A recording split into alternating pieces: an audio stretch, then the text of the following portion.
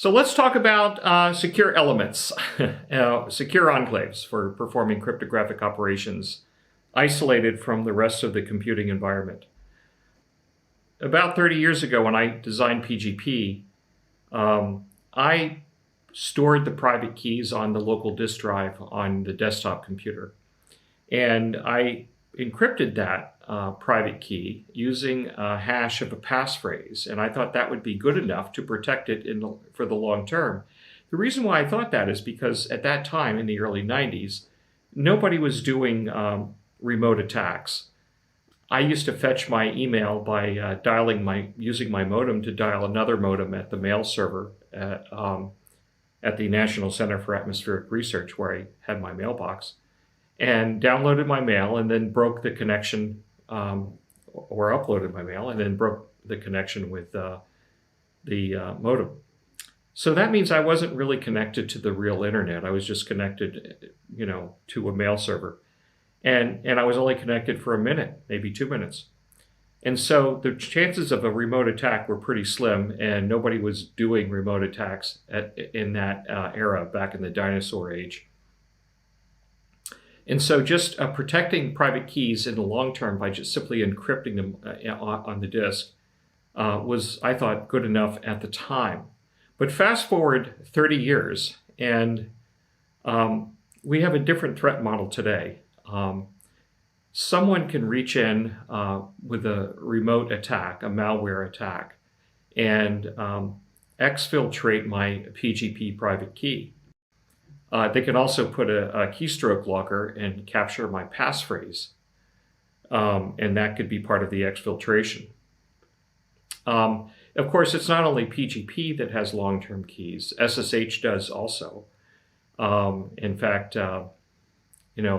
any kind of a cryptographic credential that you use to access things remotely, you have to worry about if it's stored on a laptop computer, which has a very large attack surface. Somebody could break in, inject malware, perhaps even using a zero-day attack, and escalating their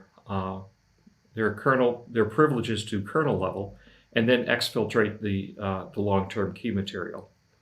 So we try to protect these keys by using access privileges, operating system privilege enforcement, but the attackers frequently escalate their privileges.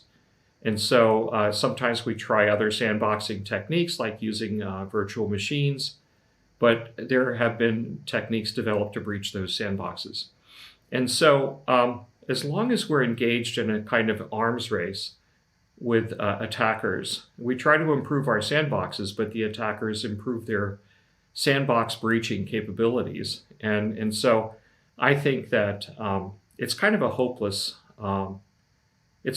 game. Unless you get some help from hardware, it's very difficult to protect long-term cryptographic private keys from exfiltration by a determined and resourceful opponent. And so what we've seen over the years is the emergence of hardware enclaves, and these can take several different forms. A common form that we use today are smart cards, where you have a cryptographic private key on a smart card, and the smart card can perform a very limited set of functions with that key. It can use the key to make a digital signature, and then return the signature. You can give it something to sign, and you get something back that is the signature of the material that you submitted to it. There's also you can store, let's say, your PGP key or your SSH key on a hardware token, a USB token. And all the token does is simply do things with that key. It never allows the key to leave the token.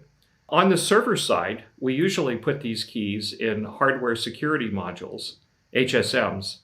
And the reason why we do that is because then all of the software that's running on the server is unable to get to that key. They can't actually get the key, but they can ask the HSM to perform a cryptographic function using that key and then return the result. So the key never leaves the HSM. And the amount of software running in the HSM is just limited to that which is absolutely necessary to perform these cryptographic operations using the key material that stays imprisoned in the HSM. Intel made a hardware enclave called SGX, but Intel focused a little bit too much on performance, and so they didn't optimize it for isolation as much as tried to make it as fast as possible. And so they shared too many resources with the rest of the computing environment, like shared caches, for example.